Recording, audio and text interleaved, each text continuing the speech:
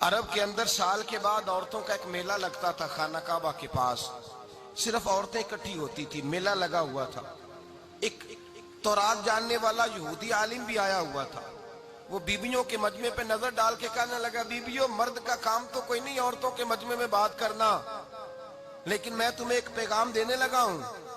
اللہ کے آخری رسول جو مکے میں پیدا ہونے والے ہیں ان کے آنے کا وقت قریب آ گیا ہے. وہ بیوی بڑی خوش نصیب ہوگی جنہیں ان کی رفاقت ملے گی. عورتوں نے جب دیکھا کہ مرد آ گیا عورتوں کے میلے میں تو انہوں نے ڈانٹا جھڑکا, کہا چل اٹھا اپنی کتابیں اور نکل جا. حضرت خدیجہ کہتی ہیں باقیوں نے ڈانٹا پر میں نے بات پلے سے باندھ لی. میں نے پلے سے باندھ لی اور میں انتظار کرنے لگی کہ اللہ کرے وہ نصیب میرے ہی ہو, اللہ کرے مقدر میرا ہی کھلے. آپ فرماتی میں تسبیح پڑھتی, درود پڑھتی. میں اس زمانے میں جو اللہ کا ذکر جس طرح ہوتا تھا وہ میں شروع کرتی, اور جب فارغ ہوتی تو میں التجا کرتی کہ اللہ میرے نصیبے کھول دے. کہتی ہیں آہستہ آہستہ آہستہ آہستہ میں حضور کی تعریف سننے لگی. آہستہ آہستہ تعریف سننے لگی. نبی پاک صادق ہیں, امین ہیں, سچے ہیں, دیانتدار ہیں. اس برے اور میلے معاشرے میں بھی وہ سب سے اعلیٰ بھی ہیں اور سب سے اجلے بھی ہیں, وہ سب سے پاکیزہ ہیں. میں سننے لگی تعارف, آہستہ آہستہ میں ان کی گرویدہ ہونے لگی. ادھر نبی پاک صلی اللہ علیہ وسلم اپنے چچا جناب ابو طالب کے پاس رہتے تھے. قحط آ گیا, حالات بگڑ گئے.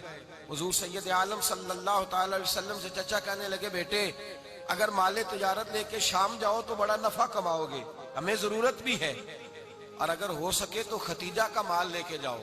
نبی پاک نے کہا چچا میں نہیں کہوں گا کسی سے جا کے, میں نہیں کہتا کسی سے جا کے, جو میرے نصیب میں ہوگا میرا رب خود عطا فرمائے گا, میں نہیں کہوں گا.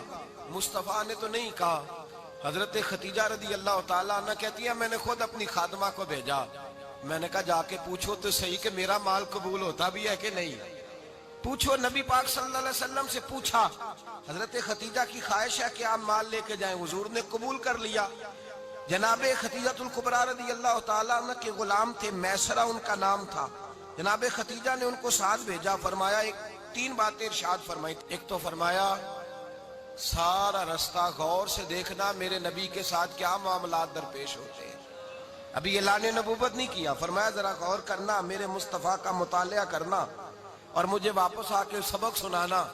وہ جو تم نے چہرہ بددعا کی تلاوت کی ہو ذرا مجھے واپس آ کے سنانا.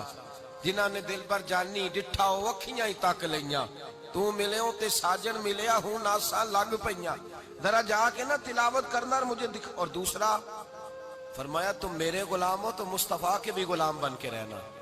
میں سنتی ہوں کہ کردار کے, افکار کے, نظریات کے, عظمت کے بلند و بالا, وہ جیسے کہیں ویسے کرنا.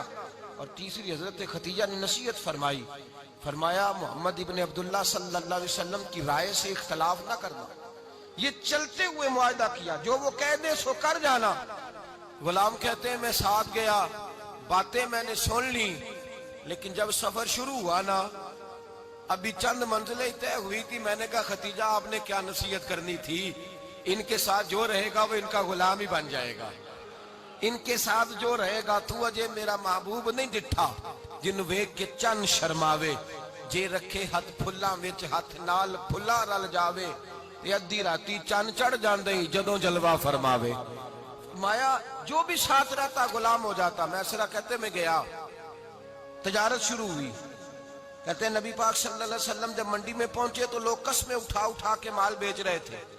اللہ کے محبوب جب گئے نا تجارت کرنے تو ایک آدمی کہنے لگا چلو معاذ اللہ بتوں کے نام تھے لات و منات, کہنے لگا لات کی, عزا کی, منات کی قسم اٹھاؤ. تو نبی پاک فرمانے لگے ان کی قسم اٹھاؤں جن کا میں نام لینا بھی پسند نہیں کرتا. ابھی اعلان نبوت نہیں کیا. اور فرمایا ویسے بھی میں قسم دے کے مال نہیں بیچتا, خریدنا ہے تو خریدو, نہیں خریدنا تو نہ خریدو. کہتے ہیں لوگ قسمیں اٹھا اٹھا کے پیچھے جاتے تھے, پر میرے نبی جس سے رخ پھیرتے تھے وہ نبی پاک کے پیچھے ہو جاتا تھا. ماتے کئی گنا زیادہ نفع کمایا. ہم رستے میں تھے, حضور ایک درخت کے نیچے آرام کرنے لگے. ایک عیسائی راہب غار میں بیٹھا تھا, نکل کے آ گیا. مجھ سے کہنے لگا مجھے وہ جانتا تھا. میں سرا یہ کس کو ساتھ لائے, یہ کون ہے؟ میں نے کہا اہل قریش کے ایک معزز آدمی ہے. کہنے لگے یار جس درخت کے نیچے یہ لیٹے ہوئے ہیں یہاں عام آدمی نہیں لیٹ سکتا, یہاں وہی لیٹے گا جو اللہ کا سچا رسول ہوگا. یہاں دوسرا کو لیٹ ہی نہیں سکا. یہ رسول ہے, ان کا خیال رکھنا. کاش میں اس وقت تک زندہ رہوں جب یہ نبوت کا اعلان کریں. میسرہ کہتے ہیں میں غلام ہو گیا, نبی پاک صلی اللہ علیہ وسلم کی ادائیں مجھے بھانے لگیں. جب واپسی پہ نکلے تو گرمی بڑی شدید تھی. فرماتے ہیں جب دھوپ تیز ہوتی تو بادل کا سایہ آ کے حضور پہ سایہ کر دیتا. بادل کا ٹکڑا نبی پاک پہ. اللہ جانے کہاں بیٹھ کے لوگوں نے کتابیں پڑھی ہیں جو کہتے ہیں 40 سال کے بعد نبی بنے تھے. پتہ نہیں کہاں بیٹھ کے کتابیں پڑھی ہیں.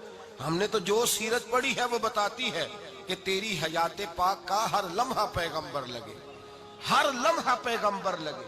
یہاں تو وہ لوگ جو کئی سال پہلے 20 اور 25 سال پہلے حضور سید عالم صلی اللہ علیہ وسلم کی رفاقت میں رہے, وہ اعلان کر لوگ پتہ نہیں کہاں بیٹھ کے کتابیں پڑھتے ہیں, کہاں بیٹھ کے. میرے نبی پاک سے صحابہ نے پوچھا حضور آپ کب نبی تھے؟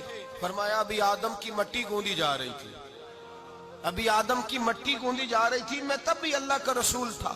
میرے بھائی نبی رحمت سید عالم صلی اللہ علیہ وسلم کے غلام حضرت ختیجہ کے غلام کہتے واپس آیا, اور پہلے بھی کئی دفعہ حضرت ختیجہ کا مال گیا تھا, بڑے نفع آئے تھے, پر جو نفع اس سال آیا وہ پہلے کبھی نہیں آیا تھا. کہتے ہیں مجھ سے حضرت ختیجہ کی سہیلی بھی بیٹھی تھی, میں بھی آ گیا, اور جناب ختیجہ کی سہیلی کہنے لگی چل مال کے بارے میں کچھ بتا, کتنا بکا؟ میں نے کہا مال چھوڑو, مصطفیٰ کی سنو.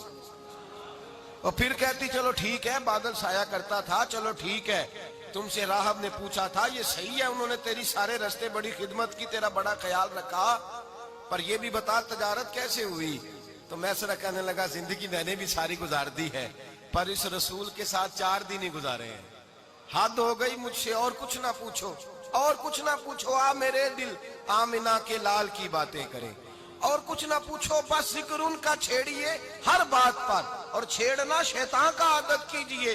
بس مجھے حضور کے تذکرے بیان کرنے ہیں, ذکر مصطفیٰ کرنا ہے. حضرت ختیجہ الکبریٰ بڑی متاثر ہوئی, کہتی ہیں مجھے درجنوں لوگوں نے پیغام نکاح دیا تھا, پر میں نے سنی نہیں تھی.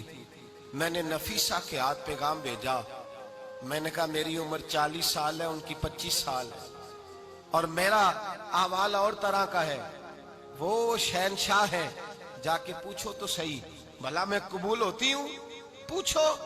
نفیسہ کہتی ہیں میں آئی تو وہ خاتون جن کے لیے لوگ بڑے بڑے قریش پیغام دیتے تھے, پیغام لے کے آئی, تو رسول پاک نے عجیب رنگ بیان کیا اپنی سیرت کا. جب میں پہنچی میں نے کہا ختیجہ نکاح کرنا چاہتی ہیں؟ نفیسہ کہتی ہے میرا خیال تھا کہ کوئی اور ہوتا تو کرسی سے اٹھ کھڑا ہوگا, فوراً کہے گا اچھا جلدی کرو, بات کرو. جب میں نے آ کے کہا نا حضور ختیجہ نکاح کرنا چاہتی ہے, تو نبی پاک نے میری طرف دیکھا, فرمایا وہ کہتی ہے کہ تم کہتی ہو؟ کہا وہ کہتی ہیں. تو حضور نے فرمایا ٹھہر جاؤ, میں اپنے چچا سے پوچھ کے بتاؤں گا, میں مشورہ کروں گا, میں پوچھ کے بتاؤں گا. آج بچوں کو کچھ سبق بڑے یاد ہیں, کہتے ہیں پسند کی شادی کرنا حضرت صاحب ناجائز ہے, پسند کی شادی کرنا کوئی ناجائز ہے؟ اور میں نے کہا بھائی صرف ایک ہی جائز چیز رہ گئی, اور کوئی شے جائز نہیں. یہ ایک ہی جائز چیز ہے جس کا فتویٰ سارے نوجوان پوچھتے پھرتے ہیں, سارے رانجے بنے پھرتے ہیں, مجنوں بنے پھرتے ہیں, سارے مئی وال ہو گئے. اللہ پاک کو ہدایت کی توفیق عطا فرمائے. سارے اس بری لت کا شکار ہو گئے. او بھائی نبی پاک سوائے خدا کے کسی کے پابند نہیں, لیکن میرے مصطفیٰ نے اپنی امت کو یہ درس دیا ہے کہ جو بڑوں کے شفقت کے سائے میں چلتا ہے اللہ اس کی مدد فرمایا کرتا ہے.